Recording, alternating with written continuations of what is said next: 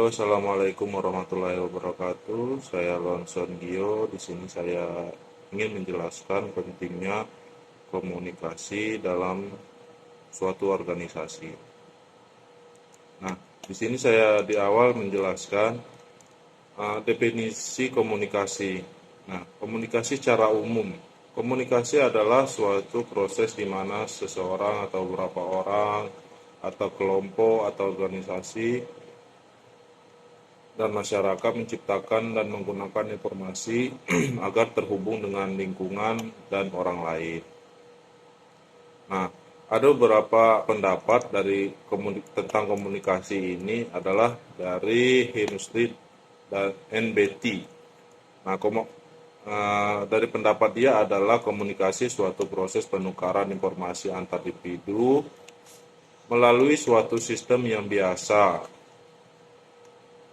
atau lazim digunakan baik dengan simbol-simbol, sinyal, maupun perilaku atau tindakan. Ada beberapa juga pendapat dari Charles H. Cooley. Nah, komunikasi berarti suatu mekanisme hubungan antar manusia dilakukan dengan mengartikan simbol secara lisan. Nah, dan membacanya melalui ruang dan penyimpanan dalam waktu. Nah, ada juga di sini unsur-unsur komunikasi. Nah, ada beberapa unsur, ada 3 unsur dalam komunikasi.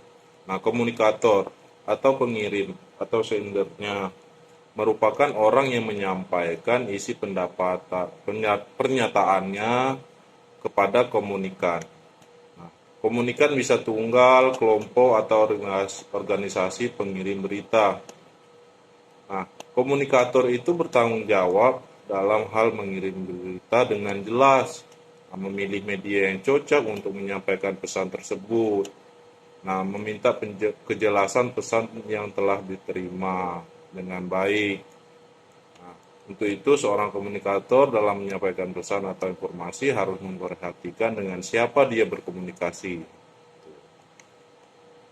Nah, kedua, komunikan atau penerima ya, atau penerima. Penerima itu pesan atau berita yang disampaikan oleh komunikator yang tadi, ada yang unsur pertama, dalam proses komunikasi, penerima pesan bertanggung jawab untuk dapat mengerti isi pesan yang disampaikan dengan baik dan benar.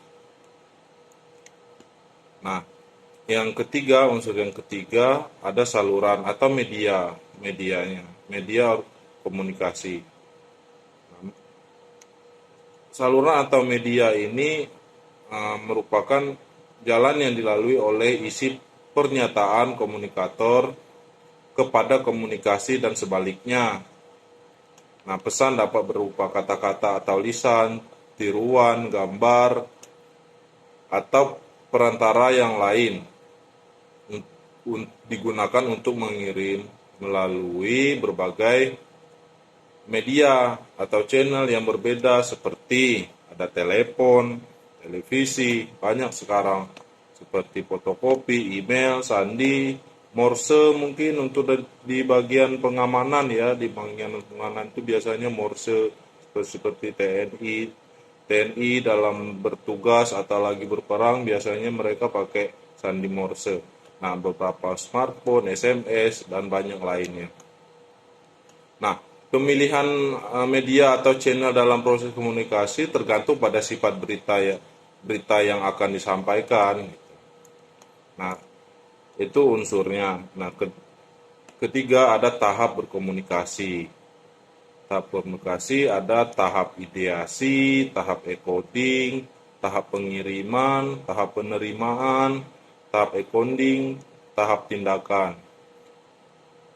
Nah, selanjutnya di sini saya menjelaskan definisi organisasi. Nah, itu sebenarnya kita di sini untuk menjelaskan di organisasinya ya, komunikasinya. Itu tadi secara umum, secara ilmu dasarnya lah ya. Nah, ada beberapa menurut ahli seperti Stoner, organisasi suatu pola hubungan yang melalui mana orang-orang di bawah pengarahan atasan mengejar tujuan bersama. Jadi dia dalam suatu organisasi ini ada kelompok di mana ada strukturalnya tertinggi, menengah, dan paling rendah. Nah, di sini bagaimana mereka menaungi suatu organisasi ini dengan baik, yaitu dengan komunikasi agar terjalinlah tujuannya, tercapai tujuannya satu tujuan gitu dengan satu tim. Nah, kemudian ada beberapa komunikasi organisasi. Komunikasi pada umumnya membahas tentang struktur, fungsi organisasi itu tersebut, hubungan antar manusia, budaya organisasi. Nah, di situ mereka perlu komunikasi dan berkomitmen untuk menjalankan sesuai tujuan. Nah, komunikasi juga organisasi diberi batasan sebagai arus pesan dalam suatu jaringan yang sifatnya hubungannya saling bergantung satu sama lain, meliputi arus komunikasi vertikal dan horizontal. Nah, fungsinya ada beberapa fungsi komunikasi dalam organisasi. Nah, menurut para ahli juga fungsinya adalah fungsi informatif, fungsi regulatif, fungsi persuasif, dan fungsi integratif. Nah, fungsi yang pertama saya akan menjelaskan fungsi informatif. Organisasi dapat dipandang sebagai suatu sistem pemrosesan informasi. Nah, informasi yang didapat kemungkinan setiap anggota organisasi dapat melaksanakan pekerjaannya secara lebih pasti. Nah, orang-orang dalam manajemen membutuhkan informasi untuk membuat suatu kebijakan organisasi ataupun guna mengatasi konflik yang terjadi dalam organisasi tersebut. Sedangkan karyawan yang di bawahnya membutuhkan informasi untuk melaksanakan pekerjaan. Nah, di samping itu juga informasi tentang jaminan keamanan, jaminan sosial, kesehatan, dan sebagainya. Nah, kedua ada fungsi regulatif. Nah, fungsi berkaitan dengan peraturan yang berlaku dalam suatu organisasi. Jadi dalam organisasi biasanya seperti perusahaan itu kan punya SOP ya, punya SOP, punya standar yang harus dilakukan dan tidak. Nah, itu berkaitan dengan orang-orang yang berada dalam tataran manajemen tersebut. Nah, yang membuat aturan ini nanti ada yang mengikuti. Nah, yaitu mereka yang memiliki kewenangan untuk mengendalikan semua informasi yang disampaikan juga memberikan perintah atau instruksi supaya perintah-perintah ini dilaksanakan sesuai apa yang diinginkan, sesuai pada standar yang organisasi itu buat. Nah, kedua berkaitan dengan pesan-pesan regulatif pada dasarnya berorientasi pada kerja, artinya bawahan membutuhkan kepastian peraturan tentang pekerjaan yang boleh atau tidak boleh dilakukan. Nah, jadi jangan ambigu, aturan itu tetap aturan dan dia harus tepat. Oh, jadi larangan ini tidak boleh. Nah, jangan setelah larangan ini kemudian berubah lagi, akhirnya bawahan orang-orang yang mengikuti aturan tersebut juga jadi bingung. Nah, yang ketiga, fungsi persuasif. Dalam mengatur suatu organisasi, kekuasaan dan kewenangan tidak akan selalu membawa hasil sesuai dengan yang diharapkan. Adanya kenyataan ini maka banyak pimpinan yang lebih suka untuk mempersuasi bawahannya daripada memberi perintah. Nah, sebab pekerjaan yang dilakukan secara sukarela oleh karyawan akan menghasilkan kepedulian yang lebih besar dibandingkan kalau pimpinan sering memperlihatkan kekuasaan dan kewenangannya. Ya, memang mereka di fungsi persuasif ini, nah, pimpinan memang harus mendekatkan diri kepada bawahan agar mudah untuk menyampaikan perintah apa yang harusnya dilakukan dan apa yang tidak, dan juga si karyawan juga lebih dekat, lebih lebih leluasa untuk bekerja tanpa ada tekanan gitu. Nah, seperti pimpinan, biarpun dia lebih tinggi, kita seperti teman, seperti keluarga gitu. Nah, ada juga fungsi integratif. Setiap organisasi berusaha menyediakan saluran yang memungkinkan karyawan dapat melaksanakan tugas dan pekerjaannya dengan baik. Nah, ada dua saluran komunikasi formal seperti penerbitan khusus dalam organisasi. Nah, ada newsletter, buletin, dan laporan kemajuan organisasi.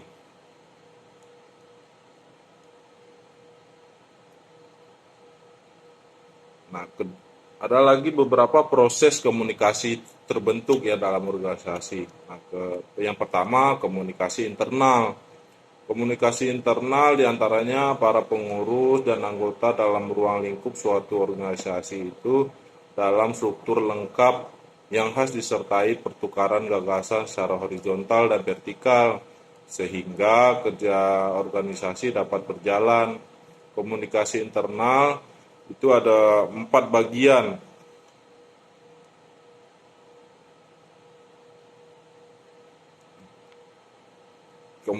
Yang pertama, komunikasi dari atas ke bawah. Komunikasi yang berlangsung ketika orang-orang yang berada pada tataran manajer atau supervisor mengirimkan pesan kepada bawahannya. Nah, fungsi komunikasi dari atas ke bawah adalah fungsinya ada beberapa: pemberian atau penyimpanan instruksi kerja. Penjelasan dari pimpinan tentang mengapa suatu tugas ini perlu untuk dilaksanakan. Ketiga, penyampaian informasi mengenai peraturan-peraturan yang berlaku. Keempat, pemberian motivasi kepada karyawan untuk bekerja lebih baik. Nah, kemudian ada metode komunikasi. Nah, jadi untuk pentingnya adalah pada dasarnya komunikasi sangat diperlukan ya, penting sekali di dalam kehidupan sehari-hari dalam aspek apapun sebenarnya. Nah, di sini kita fokuskan ke dalam organisasi. Organisasi komunikasi perlukan dengan tujuan agar sebuah sistem atau komunikasi yang ada bisa terjalin dengan sempurna dan lebih baik.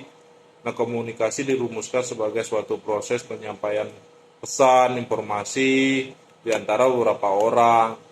Karena komunikasi melibatkan seorang pengirim, pesan atau informasi, saluran dan penerima pesan yang mungkin juga memberikan umpan balik kepada pengirim untuk menyatakan bahwa pesan telah diterima. Komunikasi sangat penting dalam kehidupan manusia, adalah makhluk sosial yang saling membutuhkan antara satu sama dengan yang lain. Dan seseorang harus memiliki dasar yang akan menjadi patokan seseorang tersebut untuk berkomunikasi. Jadi mereka punya bahan yang penting sekali ya. Dalam proses kita juga harus ingat bahwa terdapat banyak hambatan-hambatan dalam organisasi. Nah, tujuan komunikasi berhubungan dengan mengajak orang lain untuk mengerti apa yang kita sampaikan dalam mencapai tujuan. Nah, keterampilan komunikasi diperlukan dalam bekerja sama dengan orang lain. Ada dua jenis komunikasi, yaitu verbal dan non-verbal.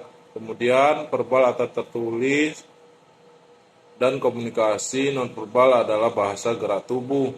Komunikasi dua arah terjadi bila pengiriman pesan dilakukan dan mendapatkan umpan balik.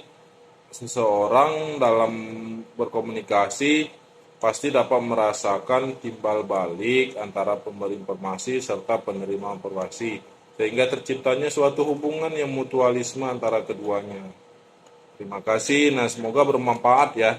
Semoga bermanfaat apa yang saya sampaikan di sini.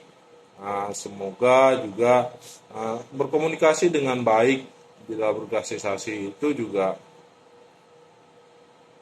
ada timbal baliknya kepada misalnya kita lagi bekerja. Kalau komunikasi dengan yang lain itu baik, pasti bekerja juga akan lebih lama ya, lebih lama karena kita nggak